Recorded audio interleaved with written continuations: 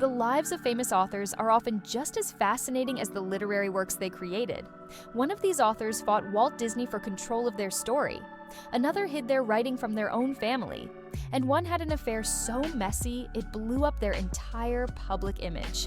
From Jane Austen to Ian Fleming, here are 8 of the best period drama movies and TV series that dramatize the incredible real-life stories of our favorite writers. Dominic Cooper as Ian Fleming, the guy who created James Bond.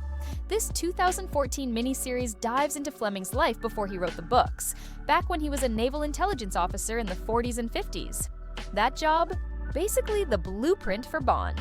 He called his own books potboilers, like he didn't take them seriously. Nobody else did either. Black sheep of the family, constantly falling short of expectations. This one leans more into style than accuracy, but that's part of the fun. A bit over the top, but if you're looking for something light, fast-paced, and full of adventure, it gets the job done. Emma Thompson as Mary Poppins author P.L. Travers, locked in a battle of wills with Walt Disney, played by Tom Hanks. Saving Mr. Banks follows Travers from London to Hollywood in the early 60s, where Disney's trying to convince her to let him adapt her books. But the movie also jumps back to her childhood in Australia. Colin Farrell as her father, Ruth Wilson as her mother, Rachel Griffiths as her aunt. It's got plenty of Disney nostalgia, but don't expect the full truth.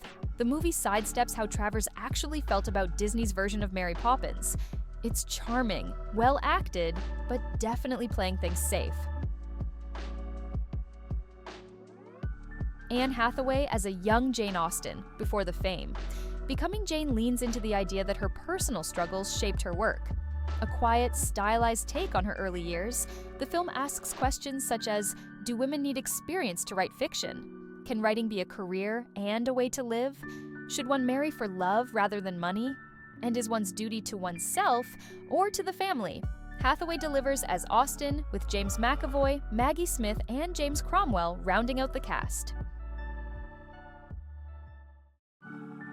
BBC's To Walk Invisible covers the Brontë sisters, Charlotte, Emily, and Anne, trying to carve out careers as writers.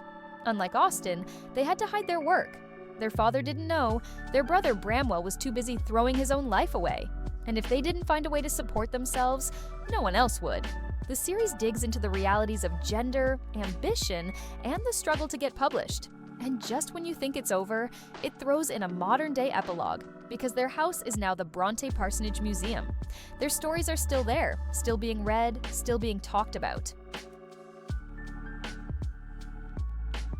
Goodbye, Christopher Robin isn't just about the creation of Winnie the Pooh, it's about what it did to A.A. Milne and his family.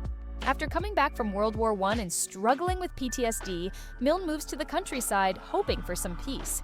His son, Christopher Robin, ends up becoming both the inspiration and co-creator of the stories, with their playtime turning into something much bigger. The movie digs into the massive success of the books, the downside of child celebrity, and what happens when the public starts blurring fantasy and reality.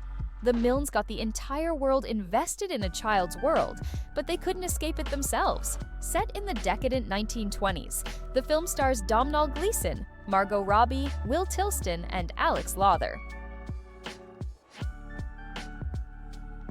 This one isn't about Charles Dickens as a writer.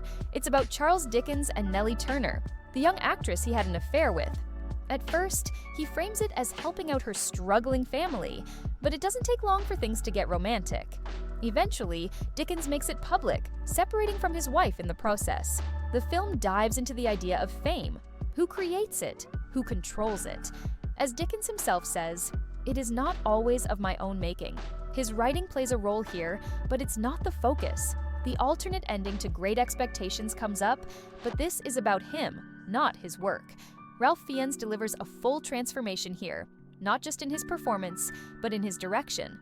Felicity Jones co-stars. A puzzle box of a movie from 2002, The Hour's plot stems from the novel Mrs. Dalloway by Virginia Woolf. Focusing on 3 different women, it creates parallels and mirrors that span time and space. Virginia Woolf, in 1923, is working on Mrs. Dalloway while anticipating a visit from her sister. Laura, in America in 1951, is raising her first child, Richie, pregnant with her second, and contemplating suicide. In 2002, Clarissa is getting a party ready for her friend dying of complications related to AIDS.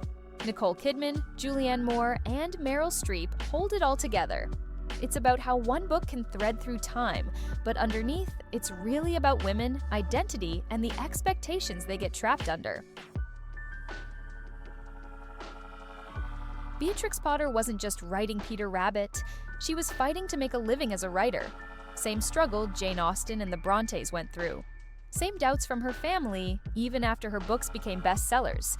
On top of that, she's facing the question of marriage. Marry for love, for money, for status, or not at all.